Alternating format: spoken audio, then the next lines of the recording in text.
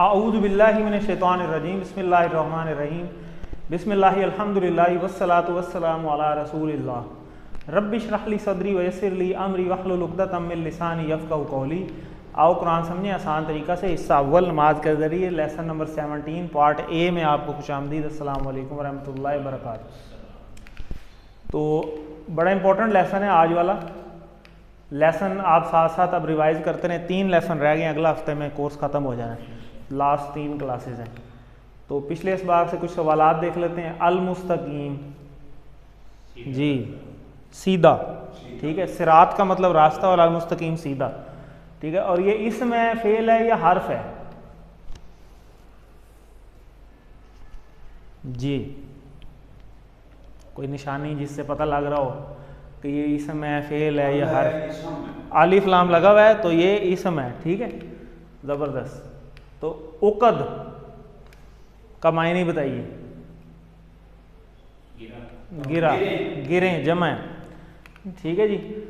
तो आबुदू इशारा बताएं पहले। इशारा आबुदू मैं इबादत करता हूँ, ठीक है।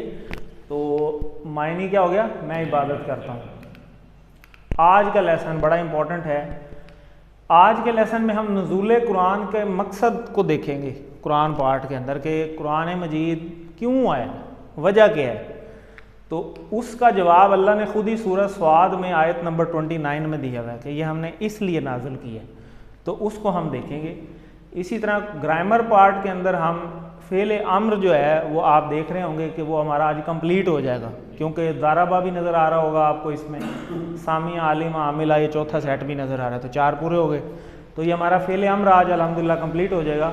और नुकाते तालीम और शौक़ की भी एक बात होगी हर लेसन की तरह। और आज के लेसन में 14 नए अल्फाज आएंगे जो कुरान मजीद में 1040 बार आए हैं अल्हम्दुलिल्लाह। तो इसमें हमें अल्लाह का शुक्र अदा करना चाहिए। हमने ये आदत भी सीखी थी कि हम बार बार अल्लाह का शुक्र अदा करें। तो आज के लेसन के बाद हम 208 अल्फाज कर चुके होंगे जो कि कुरान मजीद में 39,500 बार आए हुए हैं, बल्कि उससे ज़्यादा ही हैं तकरीबन। तो 40,000 के करीब हम बहुत पहुँच गए। और यही हमारा टारगेट था इस कोर्स का कि हम 40,000 से ज़्यादा अल्फाज बल्कि इस कोर्स में कर लेंगे इंशाअल्लाह। और हमारा ज़िंदगी का टारगेट होना चाहिए कि हम ये सारे करें और कम अज़ कम इसको मेंटेन तो ज़रूर करें। इसको मेंटेन करने से भी हम 50% पे काबू पा लेंगे। और बहुत सारी चीज़ें आपने देखा होगा कि हमें समझ आनी शुरू हो गई हैं। देखते ही हमें पता लगना शुरू हो जाता है कि अच्छा इसका ये मतलब है। तो थोड़े से इशारे पक्के हों तो मज़ीद जो है ये बेहतर जो है वो समझ आएंगे। 7 होमवर्क बड़े ज़रूरी हैं। 2 तिलावत के हैं, 5 मिनट ज़ुबानी, 5 मिनट देख के, और 2 पढ़ने के हैं किताब से, पॉकेट बुक से। और इसी तरह वर्क बुक का काम करने वाला है। इसी तरह ऑडियो और वीडियो का सुनने का, अपने किसी न किसी दोस्त को कोर्स में शामिल हाल रखने का, ये बड़ा ज़रूरी है। और ये साथ साथ पब्लिसिटी भी है। यही तबलीग है कि लोगों को बताना कि ये कोर्स अवेलेबल है, ताकि जो लोग अवेलेबल हैं वो इसको करें। और ये तो कंपलसरी है, इमरजेंसी है ये। अगर ये नहीं करेंगे तो फिर कुरान कैसे समझ आएगा? ज़िंदगी ऐसे ही गुजर जाएगी, नमाज ही समझ नहीं आएगी। और जब नमाज नहीं समझ आएगी तो अल्लाह से ताल्लुक़ कैसे बनेगा? तो यही हमारे 6 मकासद भी थे इस कोर्स के। और नमाज में मुख्तलिफ़ सूरतों की तिलावत का एहतमाम करें। आप मुंतखब हैं, अल्लाह ने कुरान सीखने के लिए आपका इंतखाब किया है। इस इंतखाब को नज़रअंदाज मत करें। और रब्बी ज़िदनी इल्मा, अल्लाह से दुआ मांगते रहें बार बार। जितनी दफ़ा मांगेंगे ये बेहतरीन दुआ है इल्म सीखने के लिए।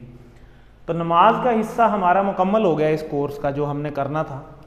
अब इस कोर्स पे हमने रुकना नहीं है, बल्कि आगे तैयारी करनी है। अब सीढ़ी चढ़नी है हमने कुरान के ऊपर। जो हमारी सीढ़ी अब स्टार्ट हो रही है कुरान से, क्योंकि अभी तो हमने कुरान मजीद के अल्फाज सीखे हैं सारे, लेकिन ज़्यादातर हमने सारे वो नमाज में है। ये तो अल्लाह की मेहरबानी है कि अल्लाह ने वो सारे अल्फाज 50% रखे ही नमाज में थे, और वो हमें पता ही नहीं थे। कितने अरसे से हम नमाज पढ़ते आ रहे थे, वही अल्फाज हमने निकाल लिए हैं और सीख भी लिए हैं। अब उनकी एप्लीकेशन हमने कुरान मजीद के ऊपर करनी है। और वो तब होगी जब हम कुरान मजीद को स्टार्ट करेंगे इसी नए अंदाज से, उन अल्फाज के ख़जाने को लेकर कुरान मजीद के साथ स्टार्ट हो जाएं कि हर लाइन में चेक करना शुरू कर दें। पढ़ें और साथ साथ एनालिसिस करें, पढ़ें साथ साथ एनालिसिस करें, तर्जुमे वाला कुरान रख लें। कुछ अपनी अप्लाई करें और नीचे जो तर्जमा नहीं आता तो नीचे से भी आपको पता चलना शुरू हो जाएगा। कुछ वो लफ्ज़ों वाला कुरान मजीद का तर्जमा वाला भी मिलता है जिसमें एक एक लफ्ज़ का अलग-अलग तर्जमा लिखा होता है, तो उससे आपको बड़ी आसानी हो जाएगी। आप इस तरीके से शुरू करेंगे तो आप फिर देखते जाएंगे कि आपको फिर आइडिया हो जाएगा कि ये तो आधे से ज़्यादा चीज़ें तो पहले से पता हैं, लेकिन ये प्रैक्टिस से है। जितनी आप अब उस प्रैक्टिस को अप्लाई नहीं करेंगे तो वो पिछली भी बैटरी जो है ना वो लो होनी शुरू हो जाएगी। ठीक है, तो हमने पिछली बैटरी अब लो होने नहीं देना। अब हमारा आज लेसन नंबर 17 है, तो आज के लेसन में अब हम पढ़ेंगे कि कुरान के नाजिल होने का मकसद क्या था कुरान पार्ट में, और इसी तरह लेसन नंबर 18 में हम देखेंगे कि कुरान आसान है और इसका सीखना बेहतरीन काम है। इसी तरह लेसन नंबर 19 में हम देखेंगे कि सीखने के तरीके क्या हैं, वो कौन कौन से तरीके हैं जिसको हम अप्लाई कर सकते हैं। और लेसन नंबर 20 में हम चेक करेंगे कि हमने कुरान को अब कितना सीख लिया है इस कोर्स की मदद से, वो हम चेक करेंगे कुरान मजीद के ऊपर अप्लाई करके इस कोर्स को, कि जो हमारा दावा था शुरू में कि हम 50% अल्फाज सीख जाएंगे, क्या वो बात ठीक भी है या नहीं है, तो वो हम लेसन नंबर 20 में इंशाल्लाह पूरा चेक भी करेंगे। तो चलिए आगे चलते हैं। ये है सूरह स्वाद की आयत नंबर 29 जिसकी मैं बात कर रहा था, तो इसको एक बार देखते हैं जी। आऊज़ु बिल्लाहि मिनश शैतानिर रजीम। जी जी, इस पैटर्न पे वो हमने जी जी इस पैटर्न पे कोई कुरान करीम अगर किसी सामने वो लिखा हुआ है तो उसका मुझे बता सकते हैं? जी जी, बहुत सारे हैं। ये किताब जैसे ये किताब, हाँ बिल्कुल, ऐसे बहुत सारे हैं। हाँ जी, तफहीमुल कुरान है एक। हाँ जी, सबसे जो बेहतर है, जो सबसे बेहतर है, बहुत सारे हैं इस तरह के। ये तो अभी एक लिखा हुआ है ना, मैं वो ये आपको कह रहा हूँ कि एक एक लफ्ज़ का अलग-अलग तर्जमा, फिर तीसरी लाइन भी होती है नीचे, अलग-अलग सिपारे भी मिल जाते हैं, अलग-अलग सिपारे भी मिल जाते हैं। तो वो तफहीमुल कुरान का है वो ले लें, डॉक्टर निगत हाशमी का है वो ले लें, बहुत सारे हैं। तालीमुल कुरान है एक, वो ले लें। तो मैं इंशाल्लाह कोशिश करूंगा कि, बल्कि मेरे पास इधर पड़ा भी हुआ, मैं आपको दिखाता भी हूँ, बल्कि मैं ग्रुप में भेज दूंगा। आप व्हाट्सएप यूज़ करते हैं ना, तो मोबाइल में भी आ जाएगा, वैसे मार्केट से भी मिल जाएगा। व्हाट्सएप तो मैं अभी आपको चेक करवा दूंगा ना, तो मार्केट में मिल जाता है तफहीमुल कुरान के नाम से, तालीमुल कुरान के नाम से। उन्हें आप सिर्फ ये कहें कि मुझे जो लफ्ज़ी तर्जमे वाला कुरान चाहिए, तो वो बहुत सारे मार्केट में अवेलेबल हैं। जो सा भी आप उठाएंगे, देखें अब यही है ना, तो इसमें से 50% तो हमने इस कोर्स में कर लिया है। मैंने शावर मस्जिद में एक देखे थे। जी जी, ये किताब अरबी में उसका जो है ना किताब उनका अलग अलग लफ्ज़ है। बिल्कुल ठीक है। इसका एक तीसरी जो है ना तर्जमा, तीसरी लाइन की, फिर जो है ना एक एक लफ्ज़ का, फिर चौथी लाइन में जो है ना वो तसलसल से फिक्रे, पूरा जुमला, पूरे जुमले का तर्जुमा, पूरे जुमला वाइज। बिल्कुल बिल्कुल। अच्छा, उसके बाद ये सब था तकरीबन 3/4 पेज पे। जो निचला हिस्सा था ना उस पे मुकम्मल तफसीर जो है ना, वो तफसीर वाले अलग हैं, वो तफसीर वाले अलग हैं। आप तस्वीर वाला ना लें, ये लेवल हैं, ठीक है। अभी हम लेवल 1 पे थे, हमने नमाज से स्टार्ट किया, ठीक है। फिर अभी अगला लेवल है तर्जुमे वाला, फिर उससे भी अगला लेवल है तफसीर वाला, शरह वाला, ठीक है। तफसीरें भी बहुत सारी मार्केट में अवेलेबल हैं। आप पहले स्टेप पे जाएं तर्जुमे के ऊपर, ठीक है। तो वो भी अभी आपको इंशाल्लाह ब्रेक में याद कराइएगा, ब्रेक में दिखाता हूँ आपको। तो ये है आयत नंबर 29 सूरह स्वाद की। आऊज़ु बिल्लाहि मिनश शैतानिर रजीम, बिस्मिल्लाहिर रहमानिर रहीम। किताबुन अंज़लनाहु इलैका मुबारकुल लियद्दब्बरू आयातिही वलियतज़क्कर उलुल अलबाब। तो किताबुन आपको याद होगा, ये लेसन नंबर 1 में पढ़ा था हमने किताब, जब हमने अलिफ लाम लगाना सीखा था कि अल किताब और किताब क्या फ़र्क होता है, ठीक है जी। तो किताब सिंपल एक किताब, ठीक है, इसम नकरा है और इसम मारफा हो जाता है अगर वो अलिफ लाम लग जाए। इसी तरह अंज़लनाहु, इसके टुकड़े बनाए, आपको याद आ जाएगा कि है हमने पढ़ा हुआ है, 2 टुकड़े हैं, अंज़लना और हु। अंज़लना का इशारा किधर है जी, अंज़लना का इशारा चेक करें, टेबल कौन सा है, अंज़लना जी। ये तो था ना लकुम दीनुकुम वलिय दीन, कल पढ़ा, ये तो कुम का इशारा है। ना का। देखें इशारे अगर पक्के नहीं है ना तो हम लेसन नंबर 17 पे पहुंच गए हैं, तो फिर ये आप अप्लाई नहीं कर सकते, फिर तो हम उधर ही खड़े हैं जहाँ पे हम पहले दिन खड़े थे। आज हम 17 लेसन पे हैं। तो ये तो हमने शुरू के दूसरे तीसरे लेसन के अंदर हमने ये इशारे रिवाइज किए थे, हुआ, हुम, आंता, आना, अंतुम, नाहनु, हिया। और फिर हमने किया था हु, हुम, का, जी, कुम। ये कुम तो भी हमने कल किया, आप कह रहे हैं कुम है, कुम कैसे हो सकता है? ये ना है अपनी तरफ, अंजल ना, हमने नाजल किया। हु उसको, किसको? ये किताब को जिसकी बात हो रही है पीछे। समझ आ गई बात? तो टुकड़े करने तो तब आएंगे ना जब इशारे करने आएंगे। जब इशारे करने नहीं है और डायरेक्ट हाथ बांध के हमने सिर्फ रट्टा लगाना है कि अच्छा इसका मतलब ये है, ठीक है, अच्छा इसका मतलब ये है, नहीं, ऐसे नहीं है, ऐसे नहीं आएगा माजरत के साथ। आप 10वीं दफ़ा भी कर लें फिर उधर ही खड़े रहेंगे। क्योंकि आप देखें नमाज तो हमें पहले भी आती थी, फिर हमने कौन सा झाक मारा इधर आके? बात तो ये है। तो फिर फ़र्क क्या है? नमाज तो हम बचपन से पढ़ते आ रहे हैं, फ़र्क जिस चीज़ का है वो ही तो सीखें ना। उसके लिए थोड़ी सी कोशिश करनी पड़ेगी। बार बार इशारे करें, हुआ, हुम, अंता, आना, अंतुम, नाहनु, हिया, हु, हुम, का, जी, कुम, ना, हा। जितनी दफ़ा करेंगे ये ना, जब आपको अभी तक ये नहीं पता चल रहा कि कुम किधर है, ना किधर है, तो फिर टुकड़े कैसे करेंगे? फिर तो माजरत के साथ फिर सिर्फ टाइम ही हम पास करते हैं, फिर फ़ायदा कोई नहीं। तो इस चीज़ को पॉजिटिव लें। अब इसके 2 टुकड़े आपने बना लिए माशाल्लाह, लेकिन अब टुकड़ों से आपको ये भी तो पता चले ना कि तर्जमा क्या है। तो तर्जमा, आप ना का इशारा तो इधर नहीं। अब ये हमने कल पढ़ा था, लकुम दीनुकुम वलिय दीन, आपके लिए आपका दीन, मेरे लिए मेरा दीन। कुम का इशारा इधर ही था ना, लकुम दीनुकुम, आपका दीन, लकुम आपके लिए। तो कुम का इशारा सामने, ना अपनी तरफ, कुम और ना, ठीक है जी। तो ना, अंजल ना। अब ना से अब तर्जमा नहीं आ रहा ना, इस इशारे ने आपको तर्जमा बता दी है कि इसका क्या मतलब है। 4 का मतलब सारे और ये मतलब हम, यानी हम सब। इसी ने तर्जमा बता दिया, इस इशारे ने बताया है।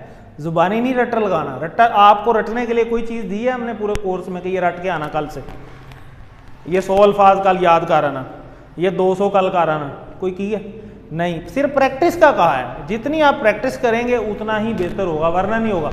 जैसे अब अगली लाइन में फिर देखें, इलई का, अब इसका फिर इशारा है। इलई का तो हमने पूरा टेबल किया हुआ है, इला का टेबल, अगर आपको याद हो हरूफ के अंदर हमने किया था। तो इलैही, इलैहिम, इलैका पकड़ा गया। तो ऐसे पकड़ा जाना है, ज़ुबानी तो नहीं पकड़ा जाना। अब उसको सोचते रहें बैठ के, अच्छा ये क्या था, कहाँ पढ़ा था। तो जब का आ गया, नज़र आ रहा है का है, तो हाँ ये तो वही टेबल है, हु, हुम, का, ये है, तो यहीं से पकड़ा जाएगा। और इला का मतलब था तरफ, तो का का मतलब आप, तो आपकी तरफ तर्जमा बन गया। इशारे से बनना है तर्जमा, यही फ़र्क है इस कोर्स में। वरना तो नमाजें तो हमने बचपन से रटी थी, फिर क्या फ़र्क हुआ? आता तो हमें कुछ भी नहीं था, तर्जमा हमें आता नहीं है, नमाजें तो हमने रटी हुई हैं। तो फिर इस इशारों से हमें जो है तर्जमा आएगा, रटने से नहीं आना। अब ये आयत कोई हमें आती है ज़ुबानी?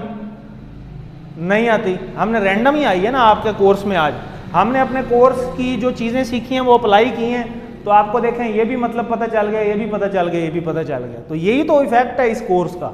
तो जब आप कुरान खोलेंगे, तो जब कोर्स को एप्लीकेशन करनी नहीं आई तो फिर वो फिर उधर ही खड़े हैं हम, फिर क्या फ़ायदा? फिर उसको रटना थोड़ी है हमने, इशारे करने हैं। इशारे नहीं करेंगे, मैंने लेसन 1 में कहा था आपको कि इशारे नहीं करने हैं आपने। और यहाँ साइड पे आपको याद होगा एक छोटा सा लिखा होता कि शैतान आपको रोकेगा। अब याद आ रही है वो स्लाइड?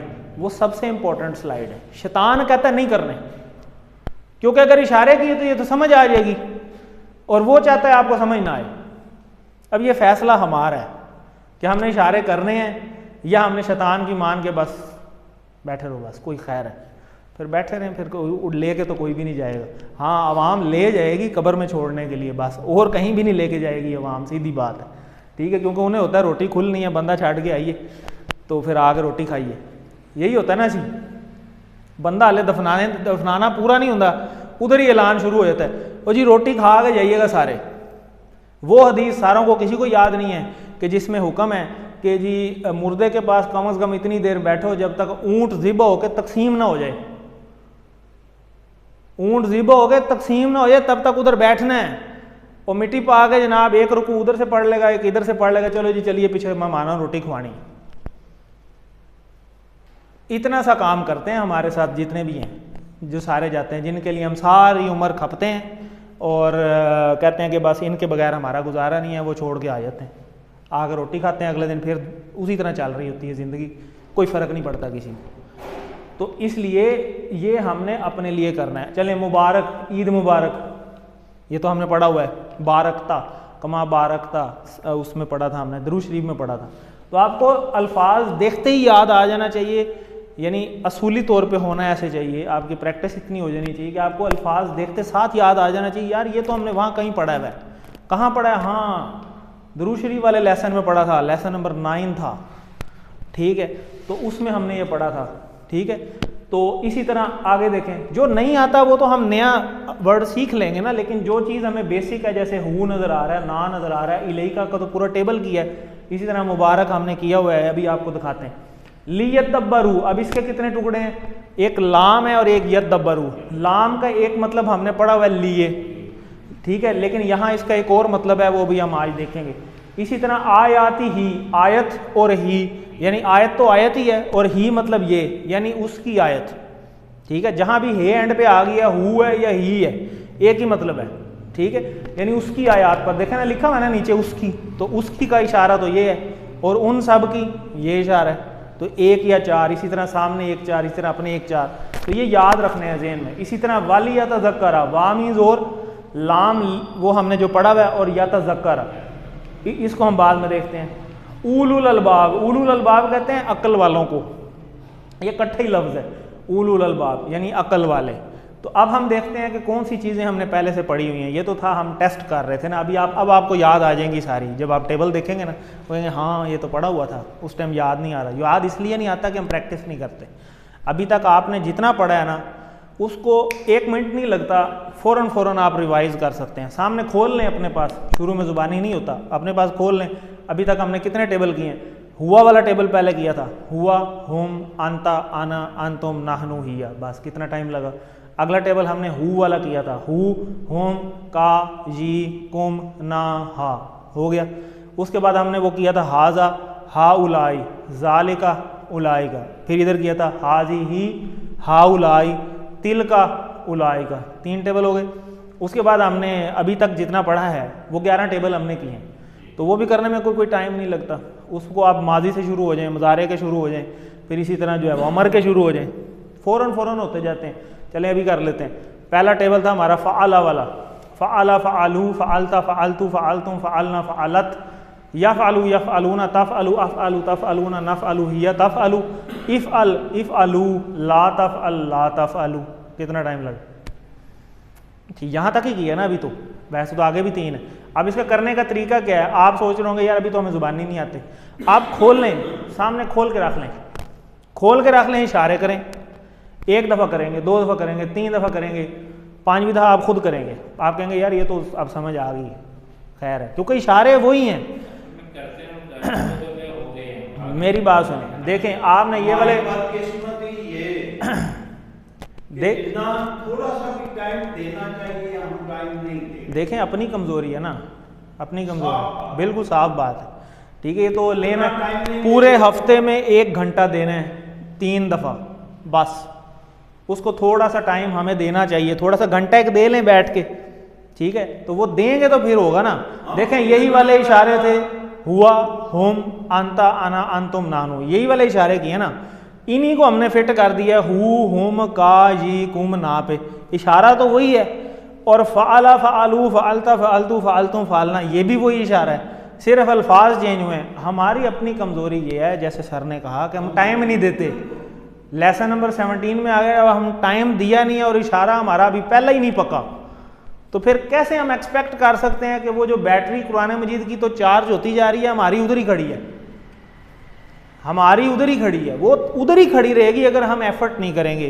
तो यही हम कहते हैं कि अल्लाह ने आपको कुरान सीखने के लिए मुंतखब किया है, इस इंतखाब को नज़रअंदाज मत करें। ये तो फिर हम नज़रअंदाज कर रहे हैं, तो फिर नज़रअंदाज हमें नहीं करना चाहिए। बहरहाल अल्लाह ताला हमें जो है वो हमारी मदद फरमाए। रब्बी ज़िदनी इल्मा हमें पढ़ना चाहिए बार बार, ठीक है, कोशिश हमारे ज़िम्मे है, आगे देना अल्लाह नहीं होता। किताब, किताब जी, किताब की जमा होती है कुतुब। अब देखें अंजलना, इसके हमने उतारा, ठीक है, इसके दो टुकड़े आपने जैसे बनाए, अंजलना हमने, हु हुम का जी कुम ना, ये वो वाला ना है। तो ना मीन्स हम, अनजल ना, हमें नाजिल किया, उर्दू में भी हम इस्तेमाल करते हैं। तो देखते ही पता चल रहा है नाजिल किया, और ना हमने नाजिल किया। हु, अच्छा ये तो उधर होता है, उसको यानी नाजिल किया उसको, किसको, वो पीछे जिसकी बात हो रही है वो तो किताब की बात हो रही है, यानी कुरान मजीद की बात हो रही है। इलई का ये हम ऑलरेडी पढ़ चुके हैं, ठीक है। इलई, इला होता है तरफ और का होता है आपकी तरफ, और इला का पूरा टेबल हम पीछे कर चुके हैं। और मुबारक को हम ईद मुबारक से याद रख सकते हैं, ठीक है। तो ये किताब अल्लाह की किताब है जिसको अल्लाह ने आसमान से उतारा है, यही यहाँ पे बात हो रही है। ये किताब हमने नाजिल की है आपकी तरफ जो कि बरकत वाली है, ठीक है। अब हमने इसको वो वाली बरकत बना लिया है कि बस गिलाफ में लपेट के रख दो, ठीक है, या तवीज़ बना के लटका लो, अंदर क्या लिखा है कोई पता नहीं, ठीक है।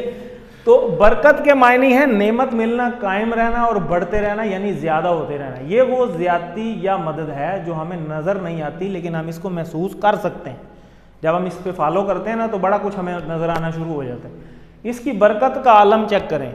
इसकी बरकत का आलम यह है कि जिस महीने में उतरा वो महीना बेहतरीन हो गया, सबसे बेहतरीन वो महीना होगा। जिस रात उतरा वो रात 1000 महीनों से अफजल है। फिर इसी तरह सोचिए कुरान खुद कितनी बरकत वाला होगा कि जिस महीना में उतरा वो महीना अफजल, जिस रसूल पे उतरा है वो रसूल सबसे अफजल है। फिर जिस शहर में उतरा वो बेहतरीन और अमन वाला शहर बन गया। जिन लोगों ने फॉलो किया वो दुनिया की सुपर पावर बन गए। 100 साल के अंदर अंदर, नबी पाक सल्लल्लाहु अलैहि वसल्लम के बाद 100 साल के अंदर अंदर सुपर पावर बन गए थे। रोमन और पर्शियन एम्पायर जिनको हाथ कोई नहीं लगाता था वो सारे मुसलमानों के नीचे आ चुकी थी। कैसरो किसरा के कंगन पहनाए जा चुके थे जो नबी पाक सल्लल्लाहु अलैहि वसल्लम ने कहा था। वो किसने, उनके पास कोई सुपर पावर थी? उनके लिए पास तो लड़ने के लिए तीर नहीं होते थे, लड़ने के लिए तलवारें नहीं होती थी, उनके पास ज़ेरा ही नहीं होती थी, घोड़े नहीं होते थे, खाने पीने की चीज़ कोई नहीं होती थी। फिर कौन सी ताकत थी उनके पास? ये वाली ताकत थी। ये अब हमारे पास भी है लेकिन हमारे अंदर नहीं उतरा हुआ, उनके अंदर उतर गया था। उनको समझ आती थी कि अच्छा ये क्या बात की हुई, हमें समझ ही नहीं आती तो हमने बस पास रखा हुआ है। शादी ब्याह के मौक़ों पे देख लें, सारी फजूल तरीन जो रस्में हैं वो हमने करनी है और बच्ची को भेजते वक्त वही कुरान निकाल के हमने उसके सर से गुजार देना है। ये तो हम करते हैं, अंदर उसी कुरान के लिखा हुआ है कि ये सारा कुछ नहीं था करना, वो सारा कुछ किया है और एंड में उसी कुरान के नीचे से गुजार दिए। इसको हमने सिर्फ इस मकसद के लिए रख लिया कि एंड पे हमने ये वाली रस्म जो है ना ये पूरी करनी है। तो ऐसे नहीं होना चाहिए। इस किताब ने दुनिया की तारीख को बदल दिया। जिन लोगों पर ये उतरा उनकी ज़िंदगियां बदल गईं, यानी सहाबा कराम, ये मैंने जैसे भी आपको बताया कि सिर्फ 100 साल के अंदर अंदर दुनिया की सुपर पावर बन गए थे वो। और ये वो लोग थे जो अनपढ़ थे, कुरान से पहले पता ही कख नहीं था। अल्लाह के नबी को भी तो कहा गया था ना इकरा, पढ़, तो अल्लाह के नबी ने आगे से क्या जवाब दिया था? मेरे से नहीं पढ़ा जा रहा, क्योंकि वो तो लोग पढ़े लिखे थे ही नहीं, ना कोई यूनिवर्सिटी थी, ना कोई कॉलेज था, कुछ भी नहीं था, ठीक है। फिर वो कैसा उनका माशरा था कि वो बेटियां पैदा होती थी तो जिंदा जो है वो उनको दफन कर देते थे। फिर वो एक दूसरे को कत्ल करके खोपड़ियाँ जो है ना वो घरों के ऊपर लटका देते थे, और जिस घर के ऊपर ज़्यादा खोपड़ियाँ होती थी ना वो बड़ा सरदार जो है वो काउंट होता था कि ये बहुत बड़ा सरदार है। इस तरह के तो वो लोग थे। लेकिन कुरान ने उनको ऐसा बदला कि वो इखलाकी मॉडल बन गए, रोल मॉडल। अभी तक वो दुनिया में रोल मॉडल हैं, अभी तक, और रहेंगे, तायात रहेंगे वो, क़यामत रहेंगे जब तक ये दुनिया कायम है। और पूरे 1000 साल तक, यानी तकरीबन उस वक़्त तक जब मुसलमान कुछ हद तक ही सही कुरान से जुड़े रहे तो इल्म और अमल के मैदान में सारी दुनिया से आगे रहे हैं। लेकिन जब अमल छोड़ा है और सिर्फ वो बरकत वाली चीज़ बना ली है, फिर अब आपके सामने है जो आज भी हालात हैं हमारे, वो सिर्फ वजह यही है कि हमने अल्लाह के दीन को छोड़ दिया। तो अनजल ना हु, ये हम देख चुके हैं कि हमने नाजिल किया इसे, मुबारक का मतलब बरकत से भरा हुआ। आसमानों से कुरान नाजिल किया गया है, किसके ज़रिए? जिब्राईल अलैहिस्सलाम के ज़रिए। आगे चलते हैं जी, लियद्दब्बरू आयातिही, ठीक है जी। इसके दो टुकड़े हैं, लाम, और एक लाम का मायने हमने पढ़ा था पीछे लिए, लिल्लाही में जैसे पढ़ा था। लाम और अल्लाह। अल्लाह क्या है? इसम है, फेल है या हर्फ है? जी अल्लाह, अल्लाह हर्फ है, इसम है क्योंकि नाम है। तो नाम और सिफ्त हो जाए तो क्या होता है? वो क्या इसम हो जाता है। तो अब यहाँ पे जो है ना ये लगा हुआ है फेल के साथ, ठीक है। जब ये फेल के साथ आ जाता है, ये देखें, ताकि गौर करना एक काम है, तो जिसमें काम होता है वो होता है फेल, ठीक है। तो जब फेल के साथ लाम लगता है फिर इसका मतलब हो जाता है ताके। समझ आ गई बात?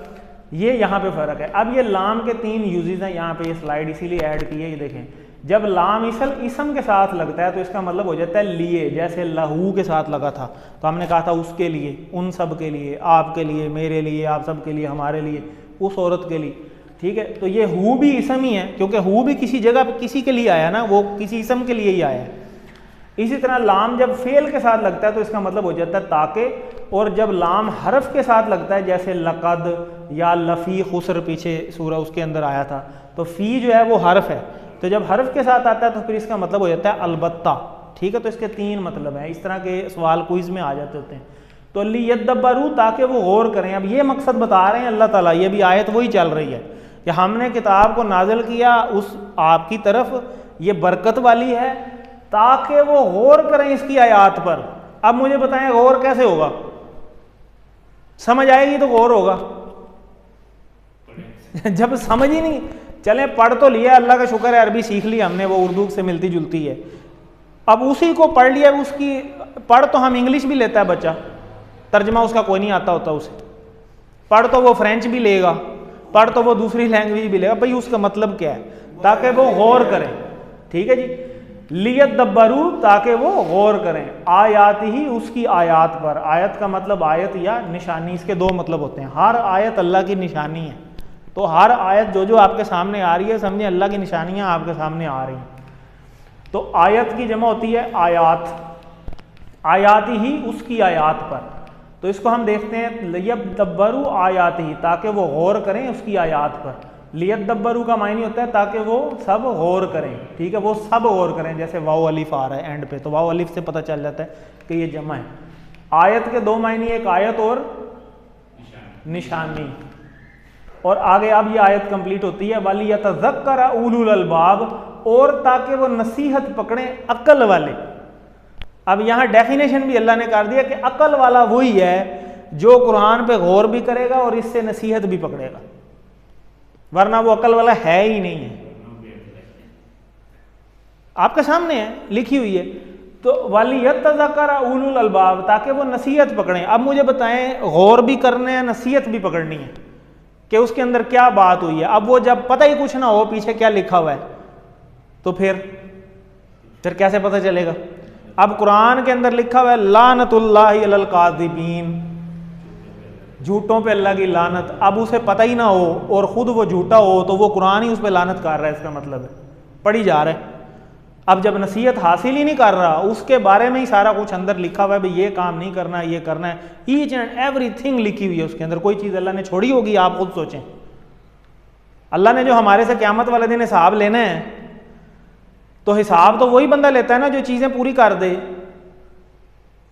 तो अल्लाह ने कहना है मैंने चीज़ें पूरी कर दी हैं, अब बताओ। फिर वो बंदा उस टाइम कहेगा जी अब मुझे दोबारा भेज दें ज़रा एक दफ़ा। सूरह मोमिनून की आखिरी आयत है, उनको ज़रा पढ़ें। तो उसमें अल्लाह ताला ने बताया कि बंदे क्या कहेंगे। बंदे कहेंगे कि हमें एक दफ़ा फिर ज़रा दोबारा भेजें, अब दोबारा ऐसे ये करके आएंगे। तो लगे नहीं, जब एक दफ़ा दिया था टाइम, जब तब नहीं किया, अब कैसे करोगे? 60-70 साल गुजार ही आए हो ना दुनिया ज़िंदगी के दुनिया के अंदर, अगर एवरेज लाइफ गुजारें। वरना आजकल तो पता ही कोई नहीं ना, यंग बंदों की ज़्यादा डेथ हो रही है, पता ही कोई नहीं है क्या हो रहा है क्या नहीं हो रहा। तो ताकि वो नसीहत पढ़ें। यहाँ पे भी ये यतज़क्कर, नसीहत पकड़ना, ये भी एक काम है, इसलिए यहाँ पे भी लाम का मतलब ताकि और वाव का मतलब और। वाली यतज़क्कर, और ताकि नसीहत पकड़ें, तो अक्ल वाले, उलुल अलबाब। और ये कुरान में कितनी दफ़ा आया है ये वर्ड के अक्ल वालों के लिए कुरान में निशानी है। अब अक्ल वाले कौन है? वो ये हैं जो कुरान के अंदर गौर भी कर रहे हैं और नसीहत भी पकड़ रहे हैं। अब मुझे बताएं, एक अखबार पढ़ रहे हैं आप, एक एग्जाम्पल देता हूँ, अखबार पढ़ रहे हैं, अब उस पर कोई गौर करने की ज़रूरत है अखबार पढ़ते वक्त? जी उर्दू की अखबार है, रोज़ आ रही है, कोई गौर व फिक्र की ज़रूरत है उस पर? गौर करने की उसमें मतलब हम समझ रहे होते हैं। जी जी, तो इसलिए वो गौर नहीं करते। ठीक है, क्यों? क्योंकि उसका समझ रहे हैं, लाइन समझते जाते, पढ़ते जाते हैं, समझते बिल्कुल टू द पॉइंट रहते हैं, ताकि हम लेसन का वो उसको भी पूरे टाइम पे ख़त्म कर लें। तो एक तो हमने गौर व फिक्र की बात कर ली।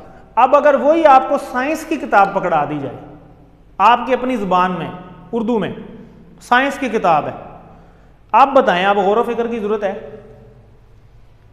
अखबार में और साइंस की किताब में फ़र्क है ना फ़र्क? अब करना पड़ जाएगा ना गौर व फिक्र, हालांकि लिखा भी अपनी ज़ुबान में हुआ है, फिर भी टीचर की ज़रूरत पड़ती है कि नहीं यार ये समझना पड़ना है, ये ऐसी नहीं समझ आ रही।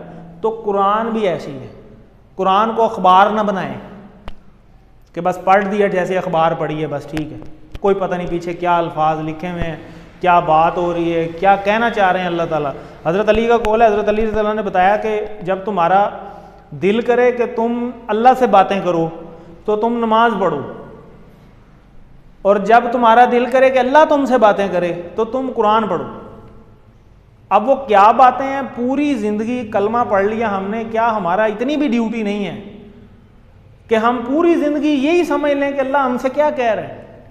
सिर्फ अवाम की हमने सारी बातें सुनी, ये हो जाएगा, वो हो जाएगा, ये हो जाएगा, बचपन से सुनते आ रहे हैं, लेकिन अल्लाह ने क्या कहा ये नहीं देखा हमने पूरी ज़िंदगी। तो क्या ये हमारा फ़र्ज़ नहीं है? ये हमारा फ़र्ज़ है, ये वाजिब है, ये तहकीक करना, ये बड़ा ज़रूरी है। हमने बस ये बना लिया कि शायद मौलवियों के ज़िम्मे है, उन्होंने अपनी खबरों में जाना है, हर बंदे ने अपना हिसाब देना है, कोई किसी दूसरे का बोझ नहीं उठाएगा क़यामत वाले दिन। वो हज़रत उमर वाला वाक़या है ना, वो जो छोटे होते किताबों में पढ़ते थे, उन्होंने यही तो बात की थी। उन्होंने कहाँ से निकाली बात? उन्होंने कुरान से ही निकाली थी। वो जो छोटे बच्चे रो रहे थे, रात टाइम वो विज़िट करते थे, तो वो बुढ़िया ने कहा कि जी अमीरुल मोमिनीन को तो पता ही कोई नहीं हमारे क्या हालात का, तो वो खुद गए थे जाके बैतुल माल से बोरी उठा के गले की, और उनके घर गए और खाना भी पकाया, बच्चों को खिलाया भी, और वो खादम हालांकि साथ था, तो खादम ने कहा जी मैं छोड़ आता हूँ। उन्होंने कहा जी क़यामत वाले दिन भी तुम मेरा बोझ उठाओगे? पहले तो इस चीज़ का जवाब दे दो। उन्होंने कहा जी नहीं। तो जब नहीं उठाओगे तो अब मुझे अपना बोझ अपना उठा लेने दो, ये मेरा है। उन्होंने कहाँ से निकाली? यहाँ से निकाली। उनकी तो लैंग्वेज थी, ठीक है, उनको तो समझ आनी थी, लेकिन अब हमारी तो नहीं है। अब लेकिन अल्लाह ने हमें मौका तो दिया कि हम सीखें। अगर हम PhDयाँ कर सकते हैं इंजीनियरिंग में, हम डॉक्टरियाँ कर सकते हैं, हम फ़िलासफ़र बन सकते हैं, हम दुनिया जहान की जनाब लॉयर्स और पता नहीं कौन कौन सी डिग्रियाँ हम ले लेंगे, वो भी तो हमारी लैंग्वेज नहीं थी। तो जो बचपन से हमारे घर पड़ा है तो क्या इसका कोई हक नहीं है ये ना सीख सकते? बाकी सारा कुछ कर लिया, सिर्फ नहीं किया तो बस इस पे गौर नहीं किया। तो यही तो बात है। उलुल अलबाब, अक्ल वाले, यही अक्ल वाले हैं जिसके बारे में अल्लाह ताला ने फरमाया। लुब कहते हैं अक्ल को, और अलबाब उसकी जमा है अक्ल वाले। उलुल अलबाब ये इकट्ठा ही आता है, उलुल अलबाब अक्ल वाले। वलियतज़क्करा उलुल अलबाब, लियतज़क्करा ताकि वो नसीहत पकड़ें। कुरान से मुकम्मल बरकत हासिल करने के लिए हमें ज़रूरत है, एक से ज़ायद जवाब है कि हम नमाज की और तिलावत कुरान की हमें जो है ना वो ज़रूरत है। अब तदब्बर और तज़क्कुर पे थोड़ा सा हम डिटेल में देख लेते हैं। वैसे तो काफ़ी बात हो गई है। तदब्बर का मतलब होता है गौर करना, तज़क्कुर का मतलब होता है नसीहत हासिल करना, अपनी ज़िंदगी में इसकी बातों पे अमल करना, ताकि दुनिया और आखिरत की सारी बरकतें हमें हासिल हो सकें। तो यही तो अफसोस वाली बातें हैं जो अभी हमने की थोड़ी सी, कि इस पर गौर कीजिए, इसको समझ कर पढ़िए, ऐसे ही नहीं बस पढ़ते जाए। अभी तो ये भी अल्लाह की मेहरबानी है कि खाली वैसे ही पढ़ देने पे ना, जैसे हम अखबार बना के पढ़ते हैं, अल्लाह माफ़ करे, फिर भी नेकियां मिलती हैं एक एक हर्फ पे। ये तो अल्लाह ताला रहमान है और रहीम है उस वजह से, वरना पीछे पता तो कुछ भी नहीं होता कि क्या है, क्या बात हो रही है, पता ही नहीं है। और पढ़ना भी खैर से सही नहीं आता, उस पर भी हमने कोशिश नहीं की कि हम थोड़ा सा वो जो तलफ़्फ़ुज़ ही उसका अपना ठीक कर लें, थोड़ा सा अपना जो कायदा ही पढ़ लें, बचपन से जो चला आ रहा है, जो सीखा बस वही, जैसे पैदा हुए वैसे ही चले गए। तो उसका क्या फ़र्क? तदब्बर। अब तदब्बर को लेते हैं जी, तदब्बर क्या और कैसे? तदब्बर कहते हैं जी गौर करना। अखबार की मैंने एग्जाम्पल की जैसे आपको कि अखबार पढ़ने के लिए तदब्बर की ज़रूरत नहीं है, लेकिन क्या आप साइंस की किताब इस तरह पढ़ सकते हैं? ज़ाहिर है नहीं पढ़ सकते। गौर उसी वक्त हो सकेगा जब वो समझ आएगी। साइंस की बुक आपको तभी समझ आएगी जब आपको पल्ले पढ़ना शुरू होगी कि अच्छा ये बात हो रही थी। तो खुद से गौर करना ज़रूरी है। तो ये एक शेर भी लिखा हुआ है कुरान को किस तरह हम ज़िंदगी में लाएं, इसके लिए पहले कुरान से हमारे ताल्लुक़ को समझिए कि हमने कुरान से ताल्लुक़ कौन कौन सा हमें रखना चाहिए, कैसे कैसे रखना चाहिए। तो 4 तरह से हम कुरान के साथ ताल्लुक़ बना सकते हैं और होना चाहिए। डायरेक्ट हो सकता है, पर्सनल हो सकता है, प्लान्ड हो सकता है और रेलेवेंट हो सकता है। तो डायरेक्ट को देखते हैं पहले। कुरान अल्लाह का कलाम है, ये कोई बेजान किताब नहीं है। उस वक़्त से लेके आज तक सेम वैसे ही है। ये भी मौजज़ा है, अल्लाह ताला ने इसकी हिफाजत का जिम्मा लिया हुआ है। अब देखें 15 साल पहले अगर एक मैथ की किताब छपी थी, आज के बच्चे को आप वो किताब दे सकते हैं कि चलो यार इससे आप तैयारी कर लो, नई किताब लेने की ज़रूरत ही नहीं। वो कहेगा नहीं भाई ये तो पुरानी किताब है, मैं क्यों पढ़ूँ। अब इस किताब को 1400-1500 साल होने वाले हो गए, ये वही है और एग्जैक्टली वही एज इट इज़ फिट होती है हर चीज़ के ऊपर। ये कोई ऐसे नहीं है कि पुराने वक्त की कहानियाँ ही सिर्फ लिखी हुई हैं, उसमें नसीहतें हैं जो आज भी अप्लाई होती हैं हमारी ज़िंदगी के ऊपर। ये एक ज़िंदा किताब है, इसलिए कि जब हम इसको पढ़ते हैं तो अल्लाह ताला देख रहा होता है कि मेरा बंदा क्या कर रहा है। जब हम इसको ईमान से सुनते हैं तो अल्लाह ये देख रहा होता है कि मेरा बंदा सुन के अब क्या करता है। अब सुन के करेगा तो तब जब उसे समझ आएगी, खाली सुनेगा ही फिर। तो पूरे इखलास से पढ़ें या सुने तो फिर अल्लाह हमें हिदायत का रास्ता समझाता है। ये हिदायत की किताब है। हिदायत तो तब मिलेगी ना जब समझ आएगी। दूसरा है जी शख्सी, जो आयत भी हम पढ़ें या सुने इस एहसास के साथ कि ये मेरे लिए है। ये ना समझें कि ये उस वक़्त की है बस बात नहीं। ये जो आयत आपके सामने आई है ऐसे समझें ये अल्लाह ने मुझे निशानी दिखाई है, क्योंकि आयत के 2 मतलब हैं, निशानी और एक आयत। तो ये अल्लाह ने मुझे दिखाई है, ये मेरे लिए कोई पैगाम है इसके अंदर, मुझे सोचना चाहिए। इस तरह नहीं कि फ़लाँ आयत काफ़रों के लिए है, फ़लाँ मुशरिकों के लिए है, फ़लाँ मुनाफिकों के लिए और फ़लाँ मदीने के मुसलमानों के लिए थी। मुझे ये देखना चाहिए कि इसमें मेरे लिए क्या पैगाम हो सकता है ये मेरे लिए ही ज़रूरी हो। तो ये चीज़ हमें गौर करने की ज़रूरत है। दूसरी है प्लान्ड। तीसरी, दुनिया की हर चीज़ तकदीर के तहत है। हम कहते हैं नहीं हर चीज़ तकदीर के तहत है कि दाने दाने पे लिखा है जी खाने वाले का नाम। ये अक्सर हम मुहावरा भी बोलते हैं। तो हम फिर ये भी तो कह सकते हैं कि आयत आयत पे लिखा है सुनने वाले का और पढ़ने वाले का नाम। जिसने पढ़ी है वो चीज़ उसी के लिए तो सामने आई है, और जिसने सुनी है वो उसी के लिए सामने आई है। अब वो इधर से सुने और इधर से निकाल दे तो टाइम तो गुजर ही रहा है, और हर चीज़ रिकॉर्डेड है। हमारे नामा इमाल खोल के सामने रख दिए जाएंगे।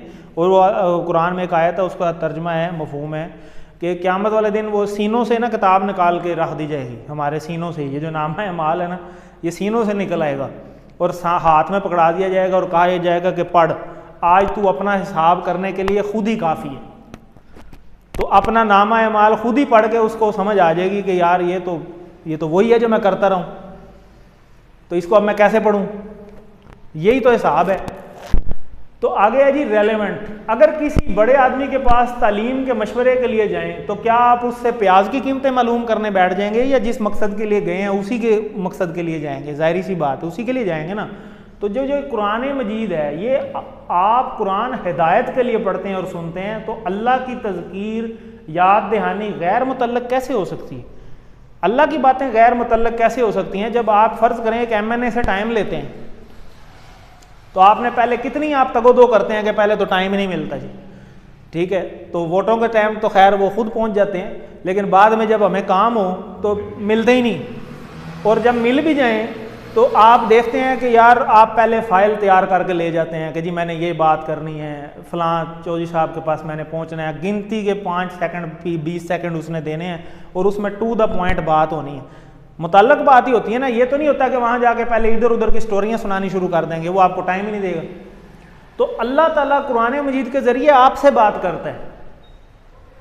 तो अल्लाह की बातें कोई आपका क्या ख्याल है, इधर उधर की बातें हैं, वो टू द पॉइंट बातें हैं जो आपके लिए ज़रूरी हैं। और वो अल्लाह ताला जो है, अल्लाह ताला बेनियाज ज़ात है। कुल हुवल्लाहु अहद अल्लाहुस समद लम यलिद वलम यूलद वलम यकुल लहू कुफुवन अहद। यानी मुझे ये सोचना चाहिए कि ए अल्लाह आपने मुझे ये आयात आज क्यों सुनाई है। मुझे ये सोचना चाहिए, अपना एहतसाब करना चाहिए। ताल्लुक़ मालूम हो गया तो अब तदब्बुर को लेते हैं। अब यहाँ पर एक आदमी, आम आदमी तदब्बुर का तरीका कैसे इस्तेमाल कर सकता है, हम जैसा आदमी, कि मुतालिया करने के ज़रिए, तसव्वुर के ज़रिए और एहसास के ज़रिए। ये 3 तरीके हैं। तो मुतालिया यानी कुरान की आयात को समझ के बार बार मुझे पढ़ना चाहिए, समझना चाहिए, फिर बार बार पढ़ना चाहिए। देखूँ कौन सी चीज़ है, कौन सी बात है, इन आयात की मुख्तसर तशरीह या तफसीर का गौर व फिक्र के साथ फिर मुताला करना चाहिए। कोई चीज़ नहीं समझ आ रही, उलमा से ताल्लुक़ रखें, जैसे वो सर कह रहे थे कि तफसीर की बुक भी मिल जाती है। तो ये सारे स्टेप्स हैं, स्टेप 1 है, फिर स्टेप 2 है, फिर स्टेप 3 है। ये काम हमें करने की ज़रूरत है। कब करेंगे? तो ये हमें ज़िंदगी में ही हमने करना है। जो अल्लाह ने जितनी सांसें दी हैं वो नेमत है। फिर तसव्वुर, जहाँ मुमकिन हो वहाँ पर तसव्वुर का इस्तेमाल करें ताकि आप अच्छी तरह गौर व फिक्र कर सकें। मसलन ज़मीन व आसमान का जिक्र हो तो उसके फैलाव का हमें तसव्वुर पैदा होना चाहिए। रब्बुल आलमीन का जिक्र हो तो मुख्तलिफ जहानों और उनमें बेशुमार मखलूक़ात का तसव्वुर हो। जैसे अल्हम्दुलिल्लाह रब्बिल आलमीन में हमने पढ़ा था सारे, वो हमने 12 आदात भी सीखी थी शुरू में। इसी तरह एहसास हो कि नेमतों का जिक्र हो तो शुक्र का एहसास हो, जन्नत का जिक्र हो तो शौक़ और उम्मीद पैदा हो, और जहन्नम का जिक्र हो तो खौफ और डर हमारे अंदर पैदा हो। लेकिन ये सारी चीज़ें पता तब चलेंगी ना जब समझ आएगी, फिर पता चलेगा अच्छा इस बात का जिक्र हो रहा है। वो हम देखते हैं ना तरावियों में, अक्सर रमज़ान में लोगों ने टीवी पे भी लगाते हैं, जो लोग गए हैं उन्हें भी पता है कि अक्सर वहाँ पे तिलावत कर रहे हो तो वो तिलावत करते करते रो पड़ते हैं। क्यों? क्योंकि उन्हें समझ आ रही है ये क्या बात हुई है, उन्हें पता लग गया यहाँ पे ये जन्नत की जिक्र हुआ है, यहाँ पे अब ये अजाब का जिक्र हो रहा है, और यहाँ पे ये बात अगर हमें समझ आएगी तो हमारे अंदर वो एहसास अंदर आएगा ना, वरना कैसे आएगा।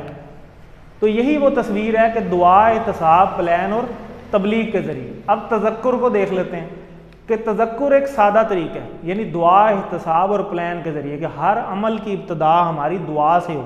जो भी परेशानी है पहले दुआ करें अल्लाह से कि या अल्लाह मेरे लिए इल्म के दरवाजे खोल दे। यही तो वो दुआ है कि रब्बी ज़िदनी इल्मा, रब्बी ज़िदनी इल्मा हम पढ़ते रहें। एहतिसाब करें अपने गुजरे हुए टाइम का और प्लान बनाएं अगले टाइम का कि जितनी ज़िंदगी रह गई है पिछली तरह ही ना गुजर जाए, उसमें बेहतरी आती रहे। वो हदीस का भी एक मफहूम है कि अगर तुम्हारा अगला दिन और पिछला दिन ईमान के एतबार से एक जगह रुक गया है तो फिर तुम अपनी फ़िक्र करो। नीचे जाना तो दूर की बात है, रुक गया है अगर एक जगह पे, यानी इसको भी रोज़ ऊपर जाना चाहिए, कुछ ना कुछ अपडेट होना चाहिए। अहादीस के ज़रिए, कंपनी के ज़रिए, लोगों से मिलना जुलना आपका ऐसा हो कि वो आपका ईमान का लेवल ऊपर जाए ना कि नीचे आए। कोई ना कोई नई चीज़ सीखते रहें, इल्म हासिल करते रहें। यही वो इल्म है कि इल्म हासिल करते रहें कब्र तक, ये हमारा कब्र तक जारी रहना चाहिए। दुआ, कुरान की हर आयत अमल के लिए है, हर अमल की इब्तदा दुआ से होती है। और मिसाल तदब्बर और तज़क्कुर करने की तौफीक, यानी जैसे अभी हम यहाँ पे ये दुआ कर सकते हैं कि तदब्बर और तज़क्कुर की बात हो रही है, तो यहीं पे हम ये दुआ कर सकते हैं कि या अल्लाह हमें कुरान पे तदब्बर और तज़क्कुर करने की तौफीक दे दे, आमीन। क्योंकि अल्लाह ने खुद ही फरमाया कि इसको तदब्बर और तज़क्कुर करने के लिए नाजिल किया, और यही उलुल अलबाब हैं कि जो अक्ल वाले वही हैं जो ये काम करेंगे। और एहतिसाब, मगर सिर्फ दुआ काफ़ी नहीं है। जैसे मैं अक्सर कहता होता हूँ कि आपका बेटा 10वीं जमात में और सिर्फ दुआएँ कराता रहे तो फिर क्या वो पास हो जाएगा? फिर ऐसे तो नहीं पास होगा ना। फिर इसी तरह ये कोर्स की बैटरी भी चार्ज नहीं होती कि ये खुद ब खुद नहीं होगी, इसके लिए भी मेहनत की ज़रूरत है। बस दुआओं से काम नहीं है, कुछ ना कुछ मेहनत हमें करनी ज़रूरी है। प्लान बनाएं, आगे का प्लान बड़ा ज़रूरी है। ये ऐसे ही इन्नमल अमालु बिन्नियात कि अगर आप प्लान बनाने में नाकाम है तो समझ लें आप नाकामी का प्लान बना रहे हैं। मिसाल कि खाने का प्लान, वरना आप भूखे रहने का प्लान है। यानी अगर खाना खाना है आपने और आपने पहले नियत बनाई है नहीं यार आज रहने दो, या किसी को खिलाना है तो खिलाने वाले ने अगर नियत बनाई हुई है कि मैंने कोई नहीं खिलाना, तो बाकी फिर जो मर्जी तैयारियां पकड़ के बैठे रहे वो कुछ नहीं मिलना। क्यों? क्योंकि जो खिलाने वाले की नीयत ही नहीं ठीक, उसने खिलाना ही नहीं। तो इसलिए हमें ये चेक रखना चाहिए प्लान के ऊपर, अपने इज्तिमाई कामों में भी और इनफरादी कामों में भी। क्यों करना चाहिए ये सारा काम? क्योंकि रसूलुल्लाह सल्लल्लाहु अलैहि वसल्लम ने फरमाया खुद ही, बल्लिगु अन्नी वलो आया, पहुँचा दो मुझसे, यानी मेरी तरफ से अगरचे एक आयत ही क्यों ना हो। अब मुझे बताएं इसमें कहीं लिखा हुआ है कि पहले आलम बने या पहले कारी बने या पहले फ़िलासफ़र बने उसके बाद जाकर दूसरों को बताना है? नहीं, एक चीज़ भी आपको पता है तो वो दूसरों को पहुँचा दो, ठीक है। तो ये बड़ा ज़रूरी काम है, यही वो तबलीग वाला काम है। इसमें बहुत सारे काम हम कर सकते हैं। अल्लाह ने हर बंदे को मुख्तलिफ सलाहियतें दी हैं। इसका मतलब यह है कि कुरान और हदीस की जो भी बात हम पढ़ रहे हैं एक दूसरों को पहुंचाएं। जैसे हम साथ होमवर्क भी आपको बताते हैं, उसमें लिखा होता है कि अपने किसी न किसी दोस्त को कोर्स में शामिल हाल रखें। ये बातें उनको जाके बताएं कि यार ये ज़रूरी हैं। दूसरों को बताएंगे आपका अपना भी पक्का होगा, अगले को भी पता चलेगा। अब इसमें अपना वक्त दें, पैसा दें, सलाहियत दें, जो भी अल्लाह ताला ने आपको एबिलिटीज़ दी हैं, जो लोग ये काम कर रहे हैं उनकी मदद कर दें, तो वो भी एक अच्छा काम है। तो हर आयत पर गौर करने का मुतालिया, आयत के मजमून के हिसाब से अल्लाह से दुआ करते रहें, ये सारी बातें हो गई। तसव्वुर, दुआ, एहतसाब, प्लान और तबलीग। तो कुरान के हकूक़ क्या हैं? इस पे ईमान लाना, पिछली आयत की रोशनी में हम कह सकते हैं कि इस पे ईमान लाना, पढ़ना, समझना, तदब्बुर और तज़क्कुर, अमल करना, फैलाना। अमल तो तभी होगा ना जब सारी चीज़ें समझ आएंगी। तो खाली ये नहीं है कि बस उसको बस अरबी पढ़ते रहें, ये असल काम इसका, इसको समझना भी है। तो बग़ैर समझे तदब्बुर और तज़क्कुर नहीं हो सकता। आज की सारी इस बहस का मकसद यही है कि तब ताकि हमें ये बात समझ आ जाए कि तदब्बुर और तज़क्कुर है क्या, और ये ऐसे नहीं होगा बग़ैर समझे। यानी मकसद नज़ूल पूरा ही नहीं होता, उसके नाज़िल होने का मकसद ही पूरा नहीं हुआ अगर ये दो काम नहीं हुए। तो आज और अभी दुआ करें और प्लान बनाएं कि कुछ भी हो जाए, इंशाअल्लाह हम कुरान सीखने का प्रोग्राम मुसलसल जारी रखेंगे और दूसरों को भी बताएंगे। ठीक है जी, ये करना चाहिए कि नहीं करना चाहिए? इंशाअल्लाह। कुरान से शख्सी ताल्लुक़ का मतलब ये है कि कुरान की हर आयत मेरे लिए है, मुझे ये सोचना चाहिए इसके अंदर। तदब्बुर के बुनियादी पहलू क्या हैं? मुतालिया, तसव्वुर और एहसास। तज़क्कुर करने का बिल्कुल सादा तरीका वही जो हम डायग्राम रोज़ देखते हैं, दुआ, एहतसाब, प्लान और तबलीग भी हो सकता है इसके अंदर। तो अब हम अटेंडेंस को देख लेंगे और ब्रेक के बाद दूसरा हिस्सा देखते हैं।